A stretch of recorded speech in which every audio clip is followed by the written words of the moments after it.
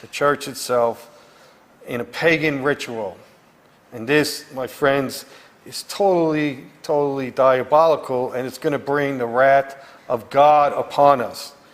We know that Our Lady of Fatima told us that if Russia is not consecrated by the Pope in union with all the bishops, Russia will spread our errors throughout the whole church.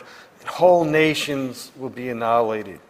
I believe we're about to experience, unfortunately, that, because this time in the church, nothing can put a stop to this except for God himself. It reminds me too, after October 13, 1917, when Our Lady did the miracle of the sun at Fatima in front of 70,000 people.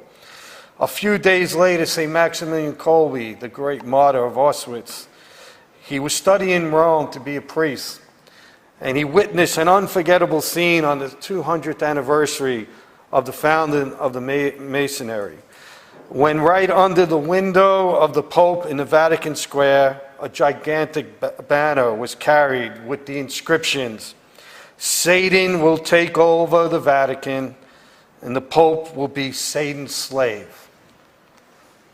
So I repeat that. Satan will take over the Vatican. The Pope will be Satan's slave. At this point, St. Maximilian was inspired by Our Lady to form the militia of the Immaculate, because it's Our Lady who crushes. Getting close, once again, to these chastisements, because what do we have now? We have Pope Francis, and he's a plague.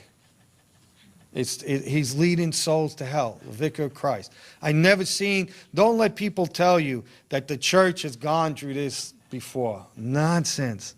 Not even the Arian heresy. 3/4 of the church fell into the heresy.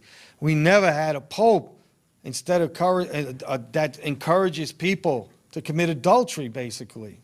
It says it in Amoris Laetitia. He put it into the magisterial documents, the AAS, the Acts of the Apostolic See, that his letters to the Argentina bishops that married people, Catholics in the church that break off their marriage, divorce, and remarry outside the church, can receive the sacraments. And it even says in there that sometimes these relationships are pleasing to God. It's blasphemy.